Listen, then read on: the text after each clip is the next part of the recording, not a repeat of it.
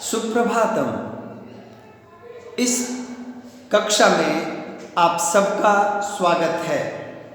मैं 10वीं वर्ग के छात्रों का अभिनंदन करता हूं। आज हम लोग 9वां पाठ सुक्तयः के साथ उपस्थित हैं। तो मैं सबसे पहले आप लोगों को बता दूं कि यह पाठ तमिल भाषा में लिखित तिरुक्कुरल नाम के ग्रंथ से लिया गया है। तिरुक्कुरल, तिरु अर्थात श्री, कुरल छंद को कहते हैं, अर्थात श्री युक्त छंद। ऐसे छंद जिसमें ऐश्वर्य, अक्षुण्ण धन संपदा सन्निहित है। तो दक्षिण के महान संत तिरुवल्लुवर की रचना है तिरुक्कुरल।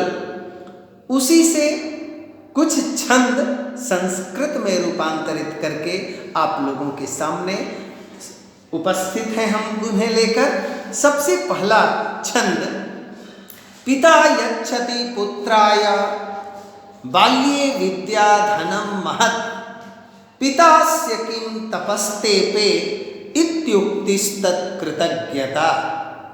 सबसे पहले संधि देखेंगे। पिता जोड़ अस्य, तपः जोड़ तेपे, इति जोड़ उक्ति जोड़ तत् जोड़ कृतज्ञता। अर्थात पिता यच्छति पुत्राय, पिता पुत्र को देता है। क्या देता है? तो विद्या धनम, विद्या रूपी धन देता है। कैसा है यह धन भाई? तो महत्, महत् विद्या धनम यच्छति, बहुत बड़ा विद्या रूपी धन अपने पुत्र को देता है। कब देता है? तो बाल्ये, बचपन में। अर्थात पुत्र जब छोटा होता है तो बाल्यावस्था में पिता उसको सबसे बड़ा धन विद्या रूपी धन देता है। तब तो अस्य पिता किम तपस्तेपे, इसके पिता ने कौन सी बड़ी तपस्या की, अर्थात कितना बड़ा श्रम किया। अपने पुत्र को विद्या रूपी धन देने में पिता किस तरह का परिश्रम किया, इति उक्ति ही, ऐसा कहना, तत्कृतज्ञता, उसके प्रति कृतज्ञता है, उसके प्रति ऑब्लिगेशन है। इसलिए पिता को बचपन में अपने पुत्र को विद्या रूपी धन देना ही चाहिए। और यदा कदा पुत्र को इस बात का अनुभव होना चाहिए कि उसके पिता ने उसको विद्या रूपी धन देने में कितना बड़ा श्रम करना पड़ा, और यह अवश्य ही अपने मन में अनुभव किया जाना चाहिए।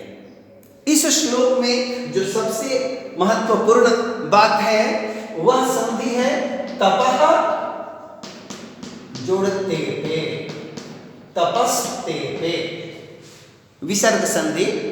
अब चलिए दूसरा श्लोक, अवक्रता यथा चित्ते तथा वाचि भवेत् यदि तदेवाहुः महात्मानः समत्वम इति तथ्यतः।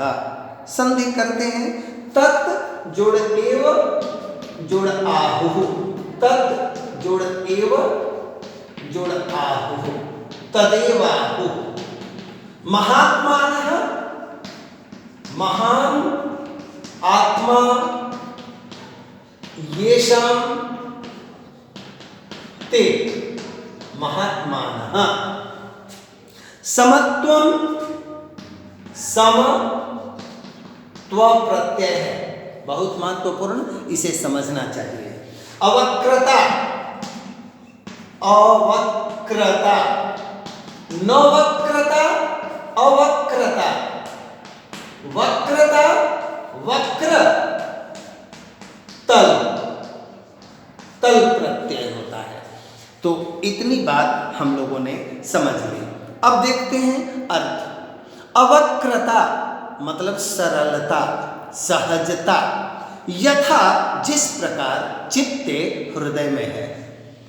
जिस प्रकार हृदय में सरलता है तथा वैसी सरलता यदि वाणी में हो, वाची वाणी में भवेत हो, यदि वाणी में हो जाए, तदेवाहु महात्मानः। आहु, आहु का मतलब होता है कहते हैं। आहु का मतलब कहते हैं। कौन कहते हैं? तो महात्मानः, महात्मा लोग कहते हैं। क्या कहते हैं? समत्वम इति तथ्यतः, तथ्यतः वास्तविक रूप से समत्वम इति, समत्व है ऐसा, अर्थात समभाव है ऐसा महात्मा लोग कहते हैं। तो अवक्रता यथा चित्ते, हृदय में जैसी सरलता है यदि वैसी ही सरलता वाणी में हो जाए तो महात्मा लोग इसे समत्व कहते हैं, समभाव ऐसा कहते हैं। तो इस प्रकार दूसरा श्लोक भी हम लोगों ने देख लिया।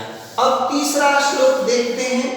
तीसरा श्लोक है त्यक्त्वा धर्म प्रदाम वाचम परुषायोभ्युदीरयेत् परित्यज्य फलम पक्वम भुंक्ते अपक्वम विमूढ़धिः। संधि विच्छेद। यह जोड़ अभि जोड़ उदीरयेत्, परित्यज्य फलम पक्वम भुंक्ते जोड़ अपक्वम, विमूढ़धिः, विमूढ़धिः, विमूढ़ा धीः यस्य सह, बहुव्रीहि समास है विमूढ़धिः। तीसरा श्लोक विमूढ़धिः। धर्म प्रदान, धर्मम प्रददाति इति, धर्म प्रदा ताम धर्म प्रदान, ये भी बहुव्रीहि समास हो गया। इसको देखते हैं।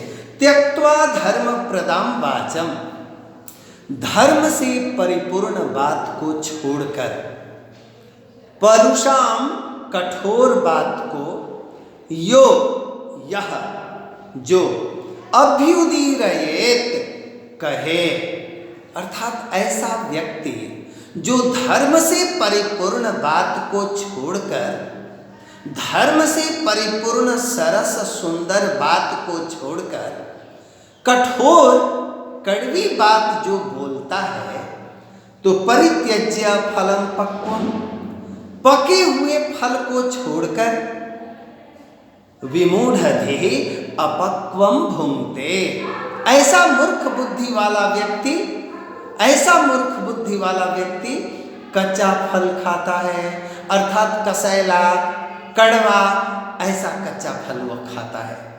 तो इसमें सादृश्य प्रतिपादन किया गया है कि धर्म से परिपूर्ण बात सरस और सुंदर होती है, पके हुए फल की तरह, लेकिन कड़वी बात, कठोर बात कच्चे फल की तरह कसैली तीखी होती है।